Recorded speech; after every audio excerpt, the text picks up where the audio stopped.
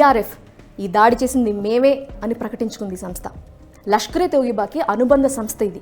Article 370 2019లో రద్దయిన తర్వాత ఏర్పాటైన సంస్థ. అప్పటి నుంచి దాడులు చేస్తూనే ఉంది. మీకు గుర్తుందా, లాస్ట్ ఇయర్ 2024 జూన్ 9న ఒక దాడి జరిగింది. రియాసీలో అటాక్ జరిగింది. ఆ యాత్రికులంతా కూడా బస్సులో ప్రయాణిస్తున్న సమయం, వైష్ణోదేవి ఆలయానికి వెళ్ళాలి, కానీ అటాక్ చేశారు. అప్పుడు 10 మంది చనిపోయారు యాత్రికులు. అప్పుడు కూడా ఈ సంస్థే మేమే దాడి చేశామని ప్రకటించుకుంది. ఇలాంటి దాడులు కొనసాగిస్తూనే ఉంది. మళ్ళీ ఇప్పుడు అత్యంత కిరాతకంగా ప్రవర్తించింది.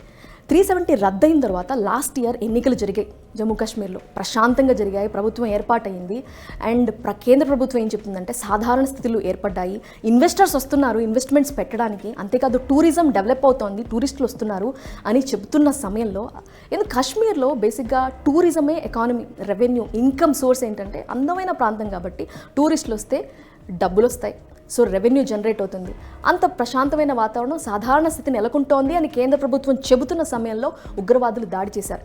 రీసెంట్గా Pakistan army general chief Asim Munir ఏమన్నాడంటే, కశ్మీర్ అనేది జగులర్ వెయిన్ లాంటిది పాకిస్తాన్కి అని. జగులర్ వెయిన్ అని అంటే నెక్లో ఉంటుంది, ఇది మేజర్ వెయిన్స్, ఇది హెడ్ అండ్ బ్రెయిన్ నుంచి బ్లడ్ని హార్ట్కి పంప్ చేస్తుంది. సో కశ్మీర్ అనేది అంత ఇంపార్టెంట్ పాకిస్తాన్కి అని అన్నాడు ఆయన. కశ్మీర్లో ఉన్న తమ సోదరులని వదులుకోము, వాళ్ళ కోసం పోరాడతాము అని అన్న కొన్ని రోజుల్లోనే ఈ ఘటన జరగటం సంచలనంగా మారింది.